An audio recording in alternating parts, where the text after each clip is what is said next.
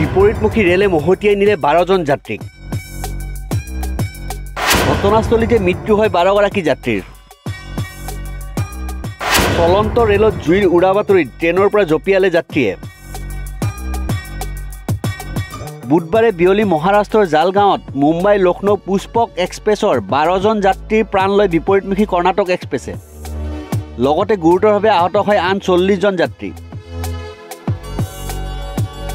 বিয়লি প্ৰায় 4:42 জালাগাঁৱৰ মাহেজি আৰু পৰঠাইৰ পচুৱাৰা ষ্টেচনৰ ওপৰত মুম্বাই লক্ষ্ণৌৰ মাজৰ পুষ্পক এক্সপ্ৰেছত জুই লগা বুলি সৃষ্টি হয় উৰাবাতৰি। আতংকিত হৈ কোনো যাত্ৰীয়ে চেইন টানি ৰেলখন ৰখাই দিয়াত প্ৰাণ ৰক্ষাৰ বাবে আতংকিত বহু যাত্ৰীয়ে কাষৰ ৰেল লাইনত আহি থিয় দিয়েহি।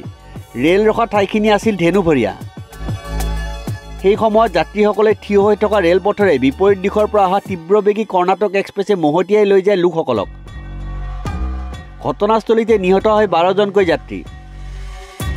গুৰুতৰভাৱে আহত 40 গৰাকী যাত্ৰীক নিকটৱৰ্তী বিভিন্ন হাস্পতালত ভৰ্তি কৰি চিকিৎসা আগবঢ়াই থকা হৈছে। মুম্বাইৰ পৰা 400 কিলোমিটাৰ নিলগত সংঘটিত এই দুৰ্ঘটনাৰ খবৰ পোৱাৰ পিছতে মধ্য ৰেলৱেৰ উদ্ধাৰ অভিযান আৰম্ভ কৰিছে।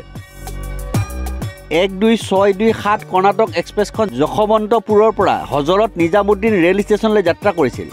আনহাতে 12533 পুষ্পক এক্সপ্ৰেছ ৰেলখন লক্ষ্ণৌৰ পৰা মুম্বাইলৈ গৈ থকাৰ সময়তে এই শোকাবহ দুৰ্ঘটনাটো সংঘটিত হয়। অনুমান কৰা হৈছে পুষ্পক এক্সপ্ৰেছৰ চালকে টাৰ্ণিঙত ব্ৰেক মৰাৰ ফলত চকাত জুইৰ ফিৰিঙতিৰ সৃষ্টি হোৱাত ৰেলত অগ্নিকাণ্ড সংঘটিত হোৱা বুলি উৰাবাতৰি বিয়পি যায়। সেই সময়তে কোনো যাত্ৰীয়ে চেইন টানি জৰুৰীভাৱে ৰেলখন ৰখাই দিয়াত কাষৰ ৰেলপথলৈ ঢাপলি মেলে দুৰ্ভগীয়া যাত্ৰীসকল। ঘটনাস্থলীতে মৃত্যু হয় 12 গৰাকী যাত্ৰীৰ। News desk report, news 13।